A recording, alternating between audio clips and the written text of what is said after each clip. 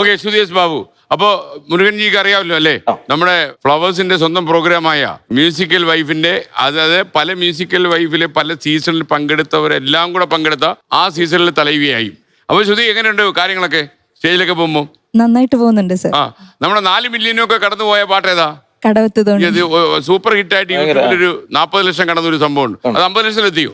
ഇല്ല, എത്താറായി. ഏത് സമയം എത്തും? സൂക്ഷിച്ചു ശ്രീനന്ദ് എത്തിക്കോളൂ. ഇപ്പോഴും ആൾക്കാർ കാണുന്നുണ്ട് എന്തായിരിക്കും അതിന്റെ ഒരു പ്രത്യേകത? അല്ല ചേട്ടാ, നല്ല കാശ് വരുന്നുണ്ടാവും അല്ലേ അതിന്? അയ്യോ, എനിക്കല്ല, ഫ്ലവേഴ്സിന്റെ ചാനലാണ്. അത് വന്നാലും ഫ്ലവേഴ്സിന്റെ അണ്ടാവിലേക്ക് പോകുന്നതേ ഉള്ളൂ അല്ലേ? ഓക്കെ, അത് വേണേ വഴിതിരിച്ചു വിട്ടേക്കാം അങ്ങോട്ട് അല്ലേ, അങ്ങോട്ട് പോയിക്കോട്ടെ. അപ്പൊ എനിക്ക് തോന്നുന്നു നമുക്ക് അതിലങ്ങ് തുടങ്ങിയാലോ.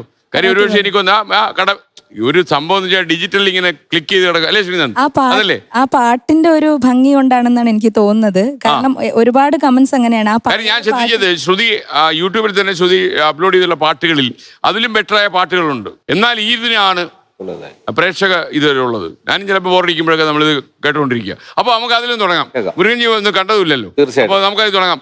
കടവത്ത് തോണിയടുത്തപ്പോൾ പെണ്ണിന്റെ കവിളത്ത് മഴവില്ലിൻ നിഴലാട്ടം, കവിളത്ത് മഴവില്ലിൻ നിഴലാട്ടം. ഇന്ന് കടവത്ത് തോണിയടുത്തപ്പോൾ പെണ്ണിന്റെ കവിളത്ത് മഴവില്ലിൻ നിഴലാട്ടം, കവിളത്ത് മഴവില്ലിൻ നിഴലാട്ടം. ഇന്ന് കാലൊച്ച മുറ്റത്തു കേട്ടപ്പോൾ ഒരുവൾക്ക് കനകക്കിനാവിൻ്റെ കളിയാട്ടം. ഇന്ന് കാലൊച്ച മുറ്റത്തു കേട്ടപ്പോൾ ഒരുവൾക്ക് കനകക്കിനാവിൻ്റെ കളിയാട്ടം, കനകക്കിനാവിൻ്റെ കളിയാട്ടം.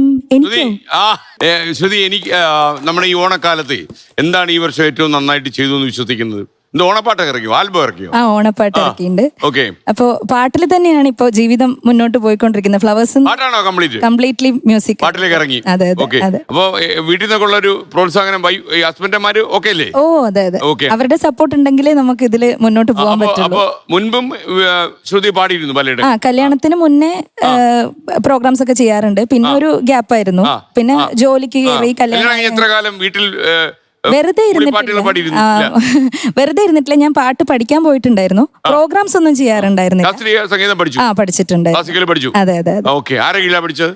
അത് ഞാൻ ഒരു ശാസ്ത്രീയ സംഗീതം ഞാനൊരു 4 വയസ്സ് 5 വയസ്സ് മുതൽ പഠിക്കുന്നുണ്ട്. എന്റെ അങ്കിളും ആന്റിയും ആയിരുന്നു ആദ്യത്തെ ഗുരു. അപ്പൊ അവരിൽ നിന്ന് തുടങ്ങി പോകുന്ന സ്ഥലത്തൊക്കെ ഏതെങ്കിലും ഒരു ഗുരുക്കന്മാരെ കണ്ടുപിടിച്ചിട്ട് പിന്നെ കൃഷ്ണകുമാർ, ബിന്നി കൃഷ്ണകുമാർ സാറിന്റെ അടുത്ത് പഠിച്ചിട്ടുണ്ട്. പിന്നെ ബാംഗ്ലൂരിലുള്ളപ്പോ ഒരു പത്മ മാം, ഇപ്പൊ പാലക്കാടില് ഉമാ വേണുഗോപാൽ മാം, അങ്ങനെ. ഓക്കെ, അപ്പൊ ഈ ഫ്ലവേഴ്സ് മ്യൂസിക്കൽ വൈഫിൽ വരുന്നു 1ാം സ്ഥാനക്കാരി ശ്രുതി എസ് ബാബു. അത് കഴിയുന്നു. ഓക്കെ, അത് കഴിയുമ്പോൾ പിന്നെ എന്താവുന്നു? അത് കഴിയുമ്പോ ഇപ്പോ സ്റ്റേജ് പ്രോഗ്രാംസ് നിൽക്കാൻ കുഴപ്പമില്ല. സ്റ്റേജ് പ്രോഗ്രാംസ് ഒരുപാട് കിട്ടുന്നുണ്ട്. അപ്പം അത് ഫ്ലവേഴ്സ് ഫെയിം എന്നുള്ള രീതിയിലാണ് ഇപ്പോൾ എല്ലാ സ്ഥലത്തും പ്രോഗ്രാം ചെയ്യുന്നത്. പിന്നെ നമ്മുടെ ഒരു ബാൻഡ് ഉണ്ട്, നമ്മുടെ ഇവിടുത്തെ മ്യൂസിക്കൽ വൈഫിന്റെ, ഞാനത് ഓൾറെഡി പറഞ്ഞിട്ടുണ്ട്. അപ്പൊ ഭൂമിയുടെ ഓണത്തിന് ഞങ്ങൾക്ക് കേരള ഗവൺമെന്റ് ടൂറിസം ഡിപ്പാർട്ട്മെന്റ് ഒരു പ്രോഗ്രാം ഉണ്ടായിരുന്നു. ഭൂമിയുടെ പ്രോഗ്രാം ഉണ്ടായിരുന്നു തിരുവനന്തപുരത്ത്. അപ്പോൾ അങ്ങനെയൊക്കെ ആയിട്ട് പോകുന്നു, സന്തോഷമായിട്ട് പോകുന്നു. അപ്പൊ ഇനി ഒരു കാര്യം, ഏറ്റവും ഇഷ്ടമുള്ള ഒരു ഓണപ്പാട്ടിലേക്ക് പോവാം.